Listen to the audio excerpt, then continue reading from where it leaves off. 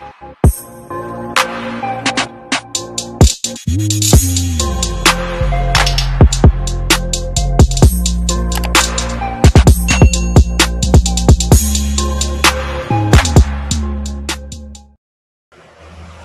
balik lagi bersama saya Rapco Tarigan, dan kali ini kedatangan teman gua, calon pendeta Septian Topler Sejabat. Oke, the next Alvin Topler.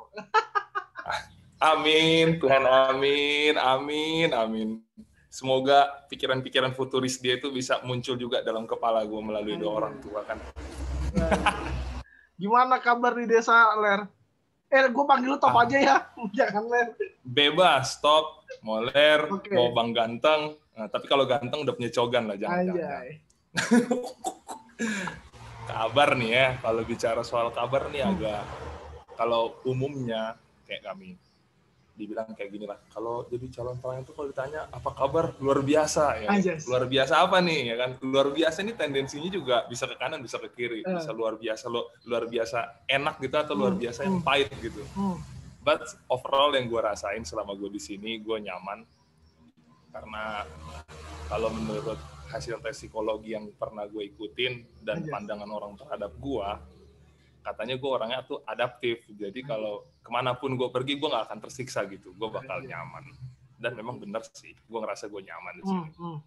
Oke. Dan sekarang sedang proses kependetaan kah? Sedang proses kependetaan gimana ya? Iya sih, sekarang aku lagi jadi, kalau dalam HKBP dikatakan sebagai calon pelayan, calon pendeta, calon pendeta. Itu prosesnya berapa lama itu? Kalau di HKBP sendiri? Mungkin teman-teman yang nanti nonton tidak tahu berapa lama prosesnya seperti itu. Ya, jadi kalau di HKBP itu setelah proses pelamaran dan kita diterima menjadi bagian dari HKBP, kita nggak langsung jadi pendeta. Atau kalau dalam gereja pada umumnya dikatakan masa vikariat, yang dikatakan bagi kami itu jadi masa menjadi calon pelayan atau calon pendeta selama 3 tahun. Dan gue sekarang udah berjalan selama 6 bulan kalau nggak salah. 6 bulan lewat. 3 tahun prosesnya, wow. Lama dong berarti itu 3 tahun. Sebenarnya kalau menurut gue pribadi ya, menurut saya pribadi, ini gue boleh pakai saya atau pakai akun ya? Bebas. Oh iya. Biar mungkin biar lebih nyaman lah gue pakai gue aja gitu. Iya. Kalau menurut gue 3 tahun itu waktu yang sangat singkat, dan bahkan menurut gue kurang bagi gue untuk menimbang diri gue sebenarnya pantas untuk menjadi seorang pendeta seperti itu. Kalau melihat ajaran Katolik kan, kalau misalkan mau jadi romo, mereka pun jadi frater katanya bisa sampai 8 tahun kayak gitu. Jadi menurut gue 3 tahun itu kurang. Kayak gitu. 3 tahun kurang. Apa yang sebenarnya menurut lu kurang kalau selama 3 tahun itu yang tadi lu bilang kurang? Apa nih kurangnya gitu loh? Hal-hal apa yang pengen lu kembangin yang 3 tahun lu nggak bisa dapat misalnya? Menurut gua menjadi seorang pelayan itu ya Bang Cocok, bukan cuma bicara soal lu memahami strukturnya, bagaimana cara sistem sebuah gereja itu berjalan, tapi lebih dari itu, gua rasa gue itu perlu yang namanya pembiasaan diri, atau maksudnya kalau misalkan hidup lu dalam waktu 3 tahun, gua rasa ibaratnya kayak sekolah, mungkin lu akan berpikir bahwa ketika lu memasuki masa SMP, lu bakal sekolah 3 tahun, lu tahu bahwasannya, oh ya ini tinggal sebentar lagi, dan ini akan berakhir kayak gitu, clear gitu, SMP clear, atau SMA pun bakalan clear. But kalau mau jadi seorang pendeta, menurut gua, ini bukan cuma soal pembiasaan akan sesuatu hal yang bakalan berhenti, tapi ini adalah sebuah pembiasaan bagi seseorang untuk menjalani bahwa kedepannya kehidupan dia tuh akan seperti itu terus gitu loh. Jadi menurut gua 3 tahun itu oke lah, dalam 3 tahun lu bisa memahami kebudayaan.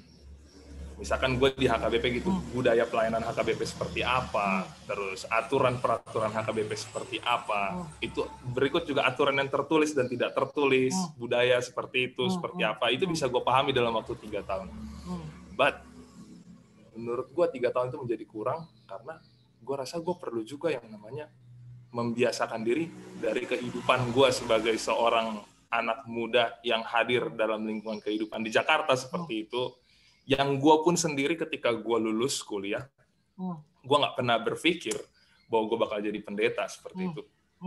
Jadi bagi gue itu sangat kurang gitu untuk membiasakan diri gue benar-benar menerima kehidupan yang demikian kayak gitu. Ini menarik. Sempat syok nggak sih ketika jadi mahasiswa, culture-nya anak muda yang tiap kali ke mall atau tiap kali nongkrong di McD misalnya, tiba-tiba waktu masuk ke dalam jemaat, kok aktivitas itu sudah tidak ditemukan lagi gitu. Sempat syok nggak sih dengan hal-hal yang seperti itu? Yang jelas pasti kalau kita manusia pasti bakalan syok gitu. But kalau gue kebetulan gue suka yang namanya gue gampang bosen. Dalam artian gue gampang bosen, tapi gue nggak pernah menunjukkan kebosanan gue. Jadi misalkan gue bosan makan di McD, tapi ketika memang McD yang ada ya udah McD gitu. Kalau ada warteg kuningan aja ini makan udah warteg kuningan gitu. Gue nggak bakal terlalu menunjukkan kebosanan gue. But ketika ada sesuatu hal yang baru terjadi dalam hidup gue, pasti muka gue ini bakalan senyum sendiri. Kayak pertama kali ini gue datang ke sini. Kan ini kan akses ke dalam sini, itu jalannya berlumpur semua, literally lumpur. Dan kalau lu lihat di Google Map, itu kagak ada jalan akses sampai ke depan rumah gue, itu nggak ada jalan, nggak ada gambar jalan. Makanya, ketika gue ngeliat jalan ini, ya refleks gitu. Mulut gue ini senyum gitu. Berarti tandanya gue suka sama tempat ini. Kayak gitu-gitu yang sering gue ngerasain. Makanya, ini jadi menarik. Kalau lu bilang gue tersiksa, gue nggak terlalu tersiksa sih. Justru menikmati ya dengan hal seperti itu ya. Iyalah, karena baru kan, makanya enak karena baru. Oke, ini menarik. Tapi sebelum gue pengen tanya lebih lanjut, apa sih sebenarnya HKBP itu buat orang yang akan nonton nih? HKBP ini sebenarnya gereja apa gitu? Iya sih, kalau kita ngeliat kan gereja di Indonesia rata-rata kan G apa gitu, GPIB, GKI, Gemibem apa gitu kan, semua G tiba-tiba gitu kan. Tiba-tiba H nih. Apa nih H ini nih? Bener kan? Ini H apa? Maksudnya H ini gereja atau iya, gereja, maksa banget kan. Iya, jadi sebenarnya kalau yang gue tahu sedikit ya, karena gue juga secara literer gue kurang membaca. But yang gue tahu HKBP itu kan kepanjangannya dari Huria, Kristen, Batak, Protestan. Dan kata Huria ini sendiri merupakan kata serapan dari kata dasarnya kalau nggak salah Huriake. Huriake itu bahasa Portugis kalau nggak salah. Itu kalau nggak salah ya, tapi kalau misalkan salah bisa direvisi di komen di bawah ini. Buat teman-teman sekalian kayak gitu. Dan bisa dikatakan Huria ini juga berarti seperti gereja lah. Maksudnya artinya Huria sama gereja itu sama aja. Karena memang kalau misalkan orang Batak mengatakan Hurian itu hatta kayak gitu. Ini maksudnya itu membilang bahwa jemaatnya Tuhan kayak gitu. Jadi kata Huriake ini diserap sama orang Batak menjadi arti daripada kata jemaat itu sendiri. Makanya ibadahnya sendiri pakai bahasa Batak full atau ada bahasa Indonesianya kah? Kalau dibilang bahasa Batak full enggak lah. Sekarang udah beragam. Maksudnya kalau dulu memang penuh itu murni bahasa Batak dan bisa dikatakan yang digunakan itu bahasa Batak Toba kalau dahulu. Tapi sekarang karena udah melalui proses perkembangan zaman, jadi diputuskanlah bahwa di HKBP juga menerima ibadah bahasa Indonesia. Jadi kalau kita bisa lihat di HKBP yang kita temui di seluruh Indonesia, biasanya yang jam 10, ibadah jam 10 atau ibadah jam 7 pagi itu pasti isinya bahasa Batak. Di luar dari itu biasa ada ibadah jam 6 pagi, jam 5 sore, itu semua pasti bahasa Indonesia. Kalau di tempat-tempat yang sudah menggunakan bahasa Indonesia kayak gitu, yang ku tahu ya. Iya, kayak HKBP Menteng kayak gitu kan ada yang bahasa Indonesianya kayak gitu. Nah ini kan menarik, gereja menyatu dengan budaya. Lu ngeliatnya gimana? Apakah ini perlu dilanjutkan, budaya ini tetap menyatu dengan gereja atau nggak perlu lah gereja menyatu dengan budaya? Lu sendiri yang hidup dalam culture budaya Batak dan masuk ke gereja dan budaya itu berkembang di gereja, gimana ngeliatnya? Kalau gue pribadi ya, gue ngerasa bahwa budaya itu nggak boleh dilepas dari gereja. Karena kasarnya, ini kasar banget sih. Sebelum ada gereja nih, ibaratnya, kan kalau di tempat-tempat yang tertulis di dalam Alkitab kan, itu kan sama juga nya gue rasa. Kayak mereka kan yang tadinya punya budaya, misalkan orang Yahudi punya budaya Yahudi, akhirnya mereka berkumpul menjadi sebuah gereja. Iya. Jadi bisa dikatakan kita pun sekarang di sini menjadi, misalkan HKBP menjadi gereja Batak kayak gitu. Itu tidak lepas dari budaya orang Batak yang sudah berkumpul. Tidak lepas. Jadi kalau misalkan budaya itu diangkat, misalkan budaya-budaya yang biasa digunakan dalam kehidupan orang Batak itu diangkat dari HKBP, gue rasa jemaatnya pada lari, coy. Sumpah. Pasti pada lari karena nggak nyaman kan. Masa lu paksain gue pakai budaya yang nggak ada sih, kayak gitu. Iya. Ibaratnya lu kayak dipaksa yang tadinya biasa makan pakai tangan tuh enggak loh. Kalau di HKBP sekarang nggak boleh makan pakai tangan, harus pakai sendok. Ya lu pasti emosi lah, anjir. Aduh, gue juga nggak ngerti pakai sendok kayak. Betul. Kayak gitu. Kalau gue ya sederhana. Ini menarik. Apa hal yang membuat budaya ini, apa yang menarik dalam budaya? Misalnya lu bisa kasih contoh budaya apa yang menarik yang kemudian itu juga masuk dalam gereja? Budaya yang paling menarik ya. Ini Batak banget sih yang gue ngerasa, tapi seringkali ini bertabrakan juga dengan pelayan yang lain. Menurut gue dalam HKBP ini kan ada budaya Batak yang masih dikembangkan, yaitu budaya partuturan gitu di tengah kehidupan bermasyarakat. Maksudnya partuturan ini tuh, kalau lu pernah denger lagu Marta Rombo Hami di Jalan, itu sayur-sayur kol itu tuh, kan ada dibilang tuh kan Marta Rombo Hami di Jalan, itu tuh kayak membilang kayak lu tuh coba bersilah-silah gitu sama orang. Jadi yang mana orang Batak ini sangat memegang kuat budaya yang namanya marga antar marga dengan keterkaitannya seperti itu. Dan menurut gue itu adalah sebuah budaya yang sangat menguntungkan. Contoh seperti nama gue Tofler Sijabat, marga gue Sijabat, dan gue ini salah satu keturunannya adalah yang dibilang namanya perkumpulan marga kami namanya Parna gitu, yang mana itu keturunan dari Raja Nai Ambaton kayak gitu. Jadi bagi gue yang datang ke sini, kan gue kan gak ada yang pernah ketemu sama gue, sama semua orang di sini gak ada yang pernah bertemu sama gue. Tapi karena gue membawa marga itu dan gue bersilah-silah sama orang di sini, itu akan menjadi cepat bagi gue untuk dekat kepada orang-orang. Dan gue juga bisa langsung dianggap seperti keluarga sama mereka. Dan itu sangat indah loh ketika kita hidup dalam sebuah jemaat kayak begitu. Jadi itu benar-benar mempercepat kehidupan pelayanan kalau menurut gue ya. Oke, ini asik sih, soal Marta Rombo ini asik sih. Gue juga punya pengalaman sih. Kayaknya sesama marga gitu enak saling ngebantu nggak sih? Iya nggak sih? Lu pernah ngalamin itu nggak sih? Bener banget tuh. Apalagi lu pernah nggak sih ini ya? Lu nggak kenal sama nih orang. Tiba-tiba marganya sama gitu. Iya. Ya kan? Lu Sijabat, gue Sijabat. Wis, ini udah kayak saudara yang udah 20 tahun sering ketemu kayak gitu, nggak langsung tiba-tiba. Jadi itu gila coy. Makanya kalau naik angkot atau Kopaja, kalau supirnya orang Batak ditanya tuh marganya apa, ya nggak sih? Kalau lu niat, kalau gue sekarang malas anjir kalau sama supir anjir. Bukannya gue mendiskreditkan ya, gue takutnya nanti kalau dia banyak memberikan potongan sama gue, nanti rezeki mereka terhambat. Lebih baik gue nggak usah martutur dah kalau di dalam bus kayak gitu. Orang kan susah mengadu nasib di Jakarta cuy. Tapi kadang-kadang itu gue pakai buat gue alasan-alasan aja. Marga gue tarikan, gue speak nainggolan kan. Parah sih lu. Nanti opung lu yang datang aja, dikutuk lu dalam mimpi lu. Aduh. Enggak ada kayak gitu-gitu. Ini adat yang menarik sih. Dan bicara soal gereja, lu sebagai calon pelayan, sebagai calon pendeta, ketika masuk dalam jemaat desa nih, lu dari kota kan, apa yang pertama kali terbersit ketika lu dapat pelayanan di desa banget nih? Apakah lu menolak?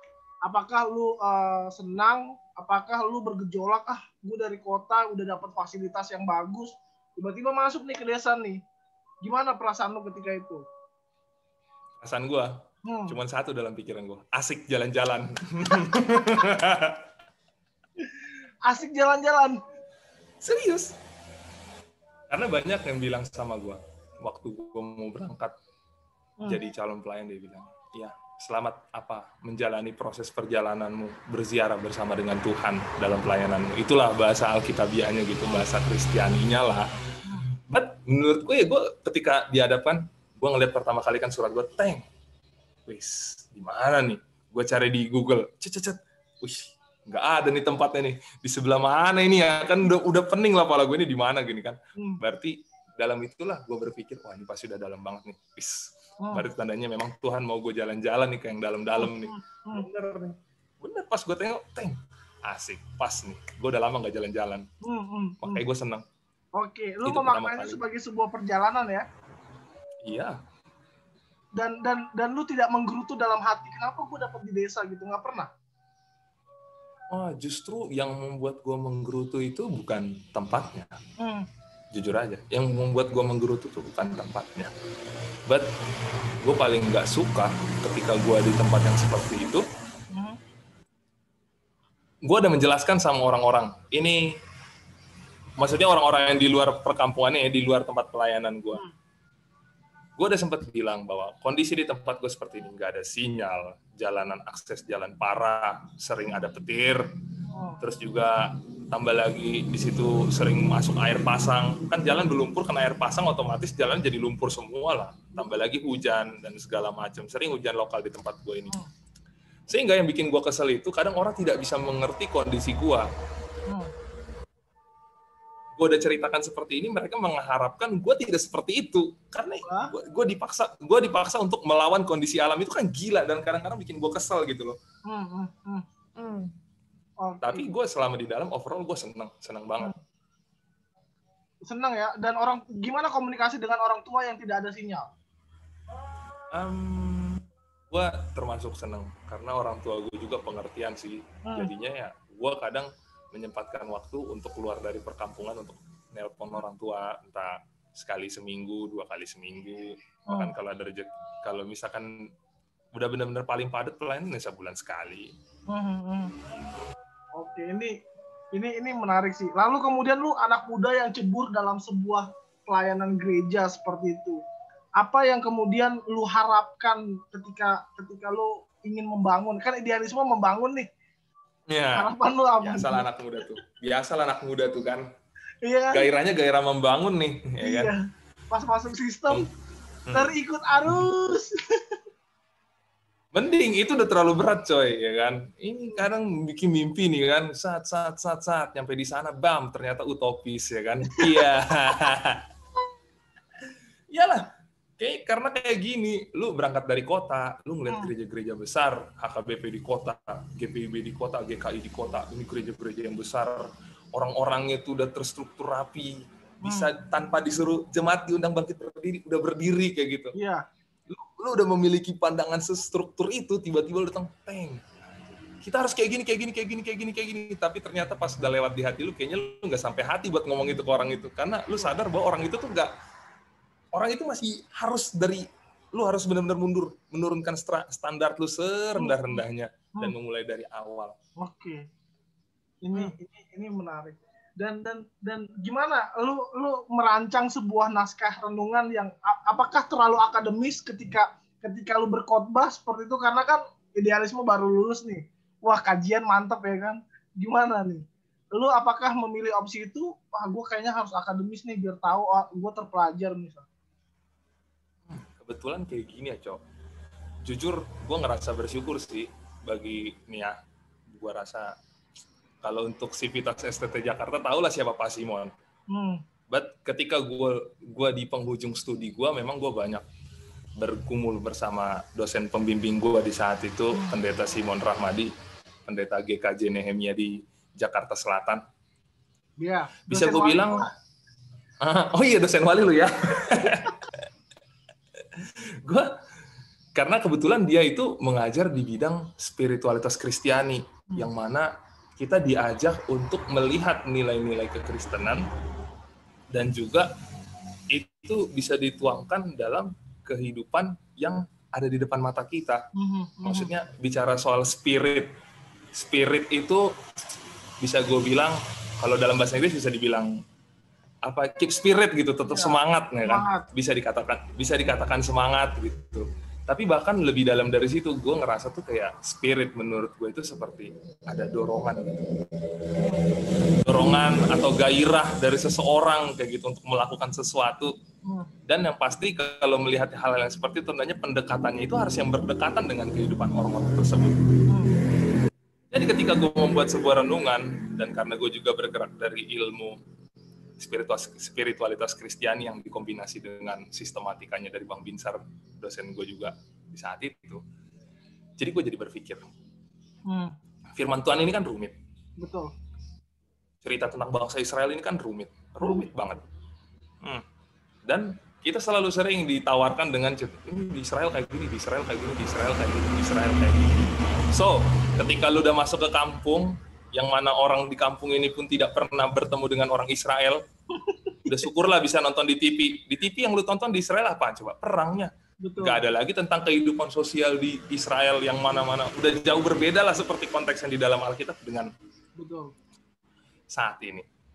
Jadi, what should I do? Betul.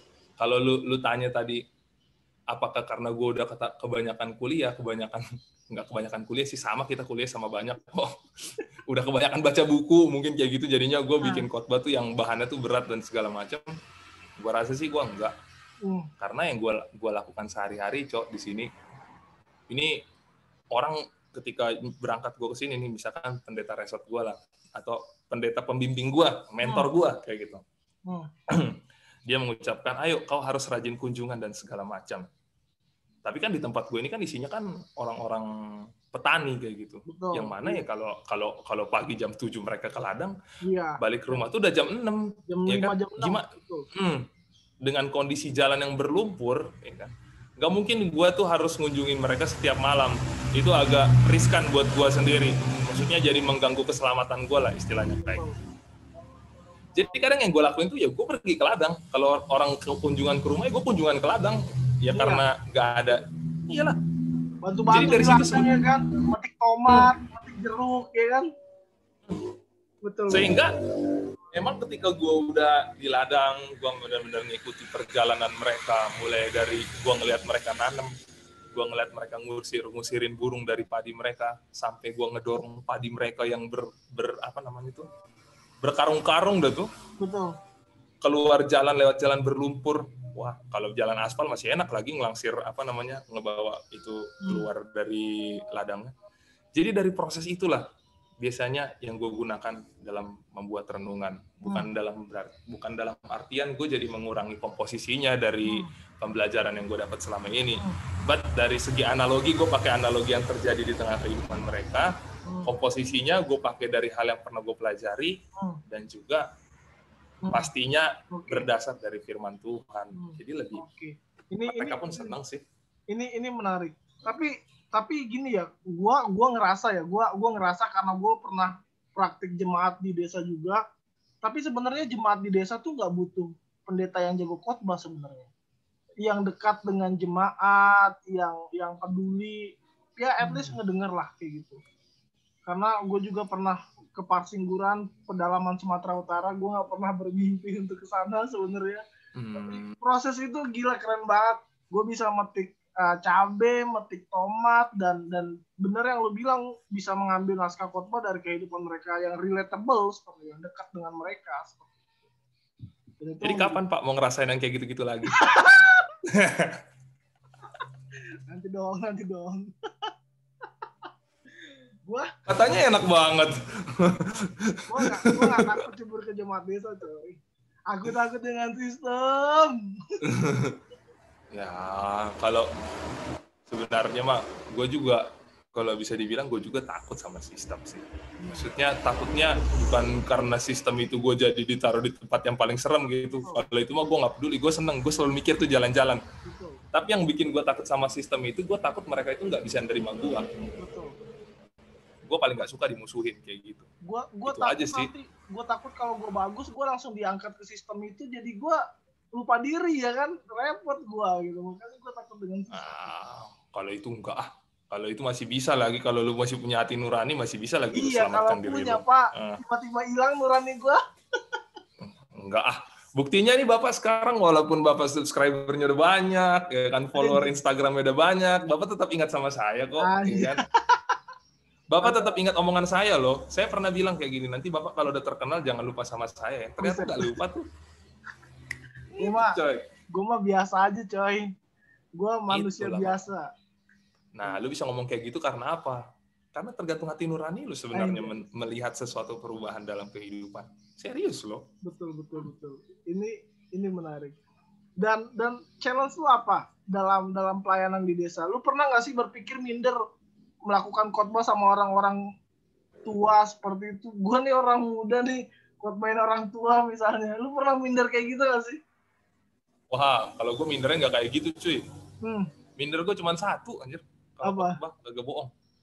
Kalau misalkan gue khotbah di depan orang Batak, gue nggak bisa khotbah bahasa Batak dengan bagus, itu aja. Sumpah, itu masalah gue.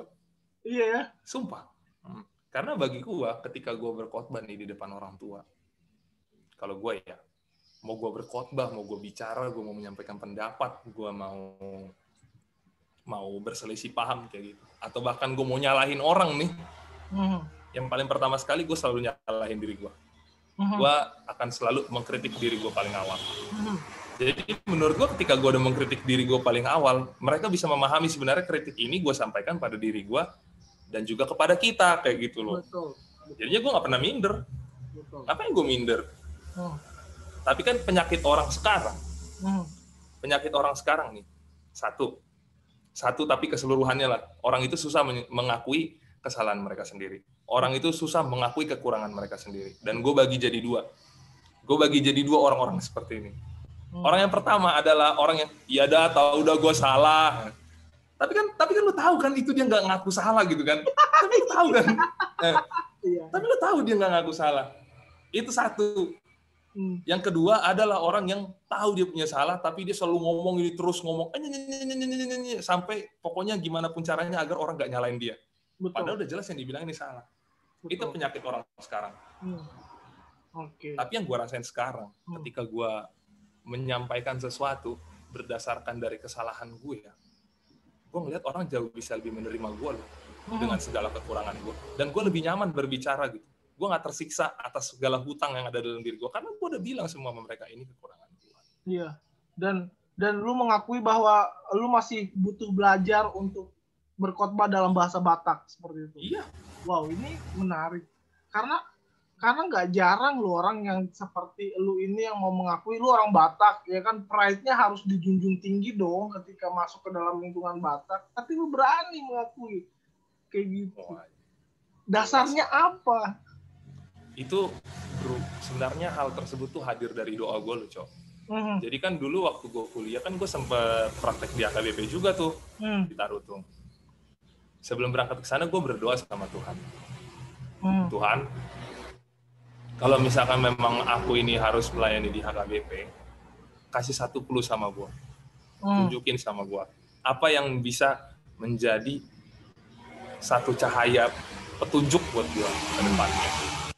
Dan memang gue pantas, gue bisa. Udahlah, masuklah gue ke situ. Dari awal datang gue udah bilang sama semua majelis jemaat di situ bahwa gue nggak bisa bahasa Batak. Dan gue mau belajar. Dan memang di situ mentor gue langsung bilang bahwa, oke, mulai hari ini kalau ngomong sama Mang Jabat jangan ada. Kalau mau ngomong sama sisi Jabat ini, jangan ada yang menggunakan bahasa Indonesia. Hantam terus pakai bahasa Batak biar dia cepat bisa. Ya. And then dalam waktu 3 bulan, mereka semua melakukan itu, dan itu progresnya sangat cepat loh. Progresnya sangat cepat. Bulan pertama gue nggak tahu apa-apa. Bulan kedua gue udah berani. Asal tulis, ngomong. Apalagi di bulan ketiga tuh, ketika gue udah bisa membuat narasi khotbah gue dalam setengah bahasa Batak dan setengah bahasa Indonesia, walaupun masih berantakan. Itu nih ya, gue lihat nih dari lansia, waktu gue di bulan pertama, mereka kalau ngedengar gue khotbah, dia sampai tidur. Karena di sana orang itu benar-benar gak tahu bahasa Batak, gak tahu bahasa Indonesia. Dia benar-benar gak tahu. Sampai gini. Bahkan sampai ngomong sama gue pun ya cuman buat nyalam gue waktu datang, nyalam gue waktu pulang, udah itu. But di bulan ketiga, ketika gue udah mulai berani melakukan itu, Padahal gue cuma di depan-depan aja gue nanya pakai bahasa Batak kan. Wah dok, kabarnya Bang Inang, sehat dok. Itu langsung mimik muka tuh. Itu artinya tadi tuh bagaimana kabar bapak-bapak, ibu-ibu sekalian, bahagia atau gimana. Itu tuh mimik muka orang tua yang nggak tahu apa-apa tadi tuh. Ngelihat gue tuh bener-bener ngelihat gue kayak gini, senyum. Terus dia ngejawab, sehat dong, sehat. Baru pulang dari khotbah itu. Itu kan gue kan khotbahnya di kebaktian rumah tangga kayak gitu. Dari situ gue langsung berdoa sama Tuhan. Gue berterima kasih sama dia. Ternyata dia beneran nunjukin gitu. Gue deserve gitu. I deserve to be a servant in HKBP kayak gitu. Oke. Ya udahlah. Ini sekarang udah gue gila-gilaan. Ini pengalaman yang menarik buat gue denger karena progres untuk belajar bahasa nggak gampang loh, apalagi lu yang udah di kota terjun ke desa kan buat belajar bahasa Batak yang lu kan bahasa Batak yang bukan bahasa Batak percakapan sehari-hari tapi percakapan di mimbar kan bahasa Bataknya betul. Kan beda kan. Betul. Kalau lu di tongkrongan sih ya gue yakin lu bisa lah gitu kan, tapi kan ini kan ibaratnya bahasa Batak yang kultus dari Tuhan gitu kan, yang lu harus benar-benar kuasai. Ibaratnya kalau orang Jawa tuh kan ada yang namanya kan Jawa kromo Inggil, kromo apa gitu kan. Iya.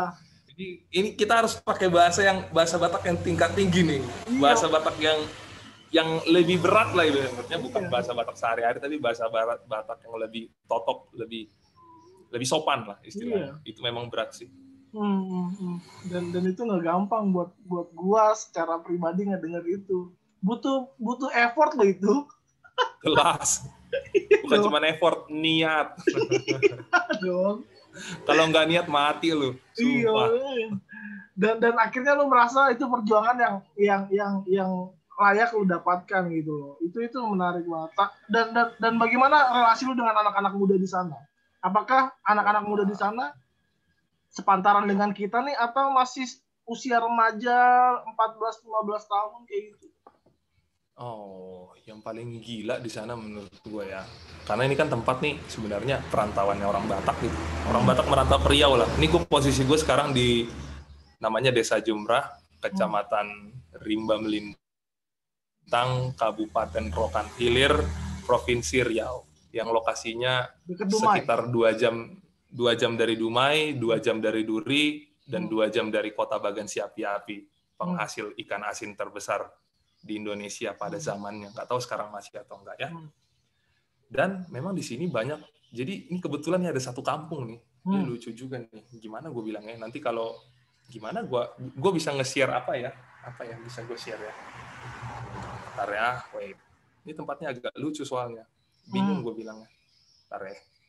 Gue rasa bisa nih langsung gue tembak dari sini deh. Apanya? Maps-nya. Mana nih lokasi gue sekarang ya?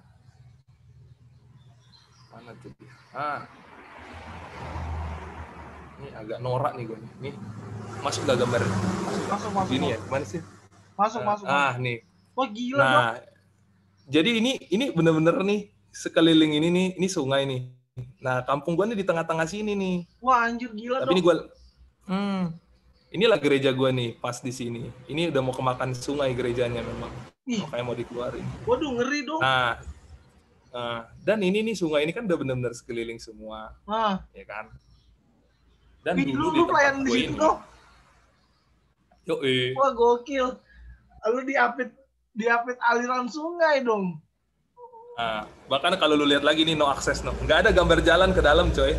Nggak ada gambar jalan no. Oh gila. Ini gue zoom nih, pakai gambar. Tuh kagak ada gambar jalan cuy. Tuh kagak ada gambar. Biasa kan ada garis merah, garis hijau kan, macet atau enggak. Ini nggak ada macet, coy. Ada, coy, kagak ada.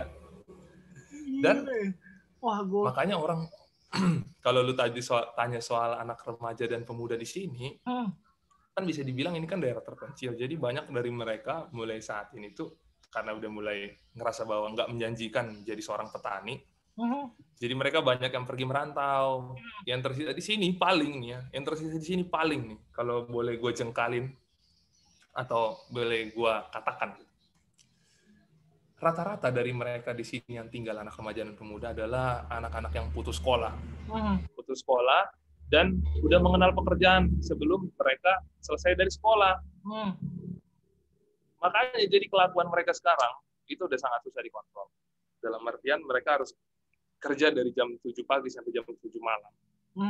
Itu kerjanya misalkan panen sawit kayak gitu dan membawa hasil sawit itu ke tempat penampungan sawitnya. Dan karena akses jalan kami belum jalan aspal itu kan, jadinya itu benar-benar memakan waktu yang sangat panjang untuk mengurusi hal-hal seperti itu. Wow. Dan hal tersebut yang mana karakter mereka kurang bagus dari segi pendidikan mereka putus, dan secara rohani karena mereka sibuk, mereka jadi susah dijangkau untuk masuk ke dalam kerja. Iya. Tapi untuk pergaulan harus kuakui mereka semua baik, sangat baik. Mereka sering traktir gua tuak loh. Ayo bang minum tuak bang. Oke siap, ayo jadi terus. Mereka pada mau main Mobile Legends nggak? Aduh, nggak sempet coy, di sini orang main game online tuh nggak sempet. Sumpah nggak sempet. Semua kerja. Wow. Memang ya begitu culture-nya di desa. Anak juga ikut bantu orang tua di ladang, anak ikut bantu di ladang, di rumah. Bener. Dan itu culture-nya. Makanya gue bilang tadi, kalau mereka udah kerja tuh satu kampung kosong cuy. Cuma gue sendiri di rumah gue biar lu tahu deh. Kayak bete banget, banyak 30 rumah nih sekeliling rumah, 30 rumah nih satu kampung itu semua kosong, orang ke ladang semua anjir. Dan ladangnya jauh dari kampung mereka kadang-kadang tuh. Jauh, bener-bener jauh. Jaraknya bisa sampai puluhan meter tuh pergi ke ladang. Gokil. Wow, ini menarik. Dan nggak tahu ya apakah lu akan selamanya nyaman tinggal di sana? Kalau pertanyaan ini secara futuristik seperti itu, gue tanyakan sama lu. Anjay ini Alvin Toffler banget nih pertanyaan nih. Takutnya nanti ada the second wave, the third wave gitu kan. Tiba-tiba ada gejala-gejala yang lain. Enggak. Kalau gue sih, gue ngerasa gue bakalan betah di sini. Karena di satu sisi jumlah jemaatnya yang cuma 30 kepala keluarga, dan di sini sifatnya kekeluargaan ya. Gue ngerasa gue bakalan nyaman. Dan dan lu akan nyaman untuk membangun. HKBP itu ini sistemnya pindah-pindah nggak sih kayak GPIB? Jelas ya. Kayak misalkan kalau gue masih calon pendeta kayak gini ya, satu tahun sekali gue akan pindah. Tapi kalau udah jadi pendeta, gue bakal pindah 5 tahun sekali. 5 tahun sekali? Kalau udah jadi pendeta? Satu periode 5 tahun. Tapi bisa sampai 2 periode di satu tempat. Oke. Ini menarik. Dan ada nggak sih lu rencana buat studi lanjut? Oh, studi lanjut ya. Saya sangat suka sih pertanyaan ini, tapi paling saya lebih suka kalau Bapak dan para penonton membawa dalam doa seperti itu sih saya bisa studi lanjut. Karena memang kalau cita-cita dalam hati ada ya, tapi kalau melihat kualitas kawan-kawan yang lain, gue merasa kadang, nanti orang mikir. Jangan kayak gitu dong, kualitas lu bagus tahu. Lu aduh. IP gue di bawah lu ya waktu lulus ya kan. Apa anjir lu di atas gua anjir? IP gue di bawah lu. Berapa IP lu? Coba dulu. 3,11. Oh iya, gue 3,2 deng. Iya makanya. Lu tau nggak kenapa IP lu kayak gitu? Kenapa? Itulah disuruh praktek malah pergi ke Italia. Ya jelek lah nilai lu. Bandel sih lu. Aduh, parah. Makanya fokus boy. Nakal gue dulu waktu itu. Nakalnya ke Italia bro, sumpah nakalnya ke Italia. Gue mah nakal kemana coba aja, ke pinggir kali, dia ke Italia. Lu nakal paling ke si borong-borong waktu abang pergi. Kali itu jalan-jalan Pak, bukan nakal. Tapi memang ini ya, yang paling balik lagi nih, tadi kan baru remaja sama ini kan tadi remaja sama pemuda ya. Yang lucu di sana tuh anak-anak kecil coy. Kenapa anak-anak kecilnya? Kalau bisa gue lihat ya anak-anak kecil, berhubung bapak juga seorang guru nih kan, dan pasti yang menonton ini bisa dibilang anak-anak sekolah juga ikut menonton ini seperti itu. Bahwa kita semua perlu tahu bahwa di tengah perkampungan itu kita selalu memikirkan bahwa oh iya, ayo kasih bantuan bantuan dana, bantuan barang, bantuan apa. Yang unik di tempat kami di sini, di sana tuh bantuan fisik, bantuan keuangan tuh banyak masuk. Bayangin, bantuannya tuh sampai ada 1 komputer, 2 laptop, anjir, ada 12 tab, Samsung Tab A, 12 unit, printer, scanner, terus apalagi ya, paling yang kepake cuma kursinya doang. Jadi yang mau gue bilang di sini itu apa? Kita seringkali salah persepsi melihat memberikan bantuan pendidikan kepada orang-orang di kampung. Sebenarnya mereka butuhkan tuh bukan cuma barang-barang, mereka butuh tenaga, mereka butuh figur, mereka butuh tenaga pelayan, mereka butuh guru yang siap mengajarkan mereka untuk menggunakan itu semua. That's why gue ngelihat semua barang-barang di situ tuh useless. Ada tiang wifi itu nggak berguna di situ. Karena mereka nggak tahu ini buat apa gitu. Buat gue lah. Itu satu. Gue juga sempat bilang tuh, kan kebetulan ada penatua gue di sini kan, dia guru juga. Gue sempat bilang, ya udah lah Mang, nanti kalau misalkan mau mau dirongsok kayak gitu, kasih sama aku aja 1. Gue bilang. Gila, itu 12 unit baru loh, Cok. Nggak pernah disentuh sama sekali. Iya, makanya. Baru, Cok. Gila.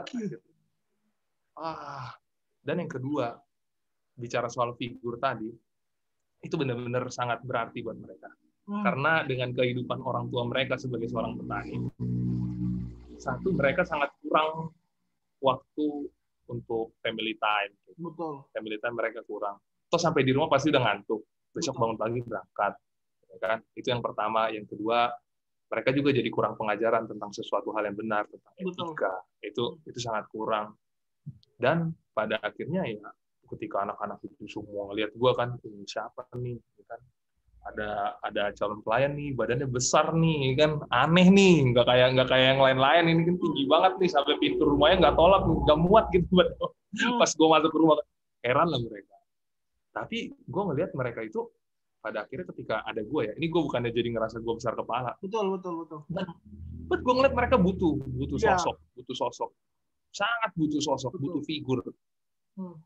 Dan jadi buat kalian semua, anak-anak muda, generasi Indonesia, terlebih yang masih SD, SMP, SMA, perlu kalian ketahui dan kalian syukuri bahwa kehidupan bersekolah itu tidak semelelahkan kehidupan mereka orang-orang di kampung. Betul. Yang mereka masih nggak punya waktu buat bicara sama bapaknya, dan mereka sering dimarah-marahin dengan kata-kata yang di luar etika loh. Betul. Di luar etika loh. Kalau kalian dimarahin orang tua pasti masih bagus. Dasar kamu anak kurang ajar. Ya kan? Paling kayak gitu. Dasar kamu anak tidak tahu diuntung. Kalau di sana di tempat kami ini lebih parah dari itu, dikatakan anak nih sedon. Anak siapa ini?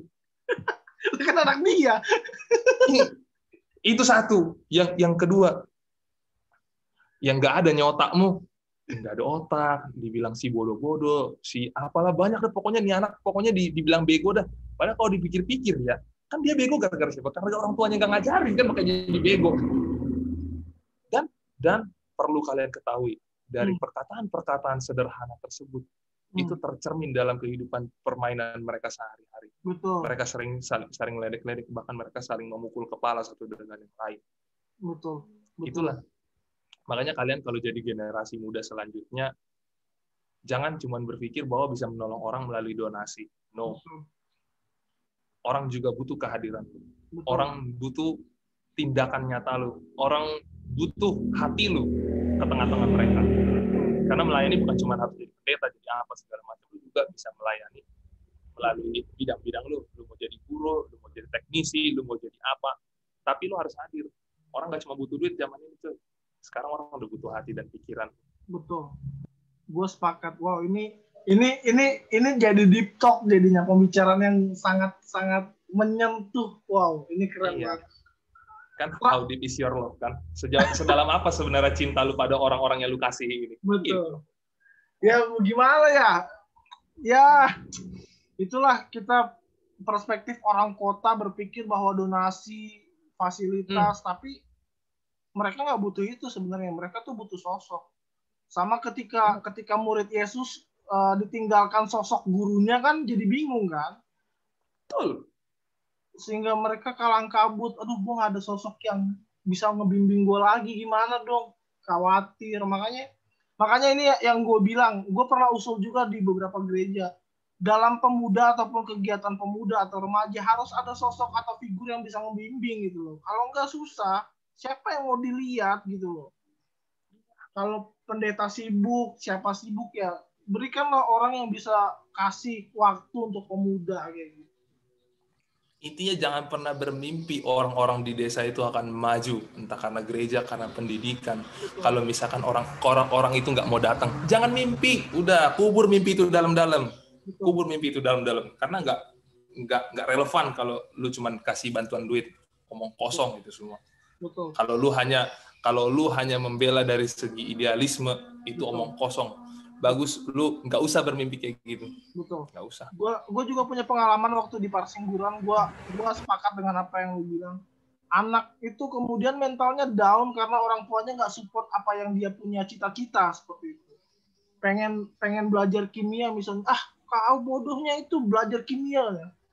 Gue dalam hati kayak nggak gini juga kali gitu loh. Orang tua gue juga semarah-marahnya nggak ngomong kayak gitu juga gitu loh. Dan itu yang terjadi ketika gue punya pengalaman juga, gue ngajar bahasa Inggris, mereka kayak, bang ternyata ada ya bahasa Inggris kayak gitu. Lu bayangin gak sih mereka nanya kayak gitu, bang ternyata ada ya bahasa Inggris kayak gitu. Terus ada orang tua yang bilang nggak perlu lah belajar bahasa Inggris, bodohnya anak ini. Terus gue bilang, bukan yang ngajar kan sakit hati ya. Gue udah jadi gue anjir, dikira 1 jam gratis apa ya? Anjir, dia bilang kayak gitu. Gue kan jadi sakit hati ya. Gue udah ikhlas, gue udah rela ngajarin anak-anak pedesaan ini, Parsingguran ini, belajar bahasa Inggris.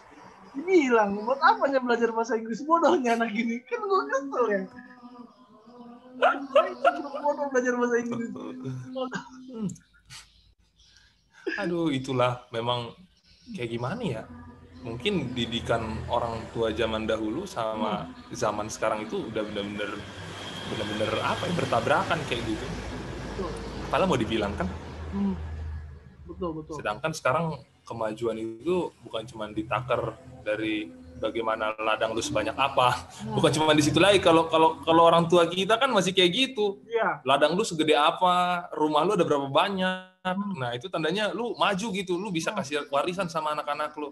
But dunia kita jauh lebih daripada itu. Ini bicara soal kemajuan pemikiran, gimana lu beradaptasi dengan orang banyak, gimana caranya lu menghargai orang. Betul. Iya kan? Oke, betul. Ini menarik. Wow.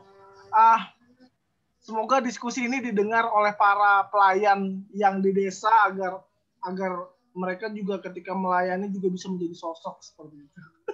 Lu kesana kayak gue betul aja lu. Gue aja baru 6 bulan. Kan ada pengalaman, coy. Masih banyak yang lebih mahir dari gue. Gue baru belajar. Itu alasan merendah kan? Masih banyak. Enggak, serius. Masih banyak tempat yang lebih sengsara daripada yang gue tempatin. Betul. Dan yang belum terjangkau. Itu gunanya pemerintah hadir. Tapi tadi kan gue baru ini ya. Ini gue tadi makanya kenapa gue bisa on di sini, karena tadi gue habis ikut pembinaan 2 jam dari Biro Pembinaan HKBP di saat itu. Ada berita sukacita memang yang gue dengar dari situ, karena kami seluruh pelayan nih, terlebih pelayan-pelayan yang ada di tempat-tempat yang gak ada sinyal, kita harus berikan informasi. Maksudnya nanti dicatat semua sama kantor pusat HKBP agar data itu nanti dikasih ke Kominfo, agar Kominfo nanti akan mengadakan akses internet di situ. Betul. Gokil juga kata gue nih, berarti ada secercah harapan nih. Berarti gereja udah mulai bergerak nih untuk membuat sebuah perubahan dalam kehidupan masyarakat. Masa gue kontak lu setiap hari centang 1 anjir. Ngeledek kan? Sempat nanti lu daftar ke GPIB, ditaruh di pospel paling di ujung dunia, rasain. Gue sih bilang gue siap untuk itu, cuman gue masih berpikir soal sistem, dan itu jadi pergumulan gue yang sangat mendalam seperti itu. Susah, Cok. Menggumuli sistem di luar itu susah. Menggumuli sistem itu paling gampang di dalam. Karena nanti di dalam situ sekaligus lu mau mengerti, sekaligus juga lu membantah, sekaligus juga lu bisa berdamai dengan sistem. Betul. Sama ketika kita melihat pemerintah, ya kan? Sama kita melihat pemerintah. Selalu bahas pemerintah. Ibarat Yunus kan, lari dari panggilan Tuhan. Gue nih ibarat Yunus. Iya, belum aja lu masuk ke mulut ikan paus kan? Jangan. Tapi bener gak sih itu ikan paus? Katanya enggak, bukan ikan paus, kata ikan besar aja, bukan ikan paus. Katanya ikan cupang katanya. Oh lah, nggak muat lah boy. Apalagi lu udah gemuk banget sekarang nggak masuk. Aduh, ini mungkin terakhir. Kita udah hampir 1 jam nih ngobrol. Harapan lu serius? Udah 12.28. Tadi kita mulai 12.33. 12.28 tadi kita mulai 12.33. 11.28. Bingung gue anjir, kaget juga. Wih gila, ini mentang-mentang lo ngomong sama gue lo jadi lebih futuris gitu ya. Anjir, mulainya di awal, selesainya tadi kita mulai 11.33. Kita mulai 11.33. Sekarang udah 12.28. Mungkin terakhir harapan sebagai calon pendeta buat orang-orang yang belum masuk dalam kependetaan nih kayak gitu. Atau mungkin adik-adik tingkat kita seperti itu. Atau buat gue juga bisa seperti itu. Gitu dong, harapan buat gue nih gimana biar gue masuk gitu aja, to the point lah. Gak usah bertele-tele. Aduh. Kalau gue sih ya, gue lebih suka memberikan pesan secara general sih. Jangan sampai bicara soal pelayanan ini cuman buat orang-orang yang sekolah teologi jadi pelayanan gitu. But ini gue coba kasih insight atau gue coba memberikan pendapat gue kepada seluruh generasi muda. Menurut gue, kalian dengan ilmu kalian jangan sampai hanya berhenti di kantor, jangan sampai hanya berhenti pada tulisan, jangan sampai hanya berhenti pada debat-debat, mau debat kusir ataupun debat akademis. Bahkan jangan sampai itu hanya berhenti pada sebuah konsep yang kalian tawarkan pada orang lain. Lebih dari itu, gue berharap kalian bisa kontak langsung sama orang-orang yang membutuhkan ilmu-ilmu kalian. Contohnya seperti calon-calon pendeta atau para teolog gitu. Berpikir adalah sesuatu hal yang mulia bagi gue. Dan ketika lu bisa berpikir sampai lu masuk ke jenjang pendidikan yang sangat tinggi, itu hal yang sangat mulia. Itu sebagai bentuk dedikasi lu untuk ilmu yang lu dalami. But bagi gue itu akan menjadi percuma gitu, karena ada satu diskusi gue juga waktu itu. Gue sempat bercakap-cakap sama satu teman gue di kampus. Dia pernah nanya sama gue. Pernah nanya sama dia, lu nggak jadi masuk ke gereja A nih? Terus dia bilang, nggak tahu nih, bingung. Dia bilang kayak gitu. Terus gue tanya lagi, iya tapi kan ini kan skripsi lu udah bagus banget nih.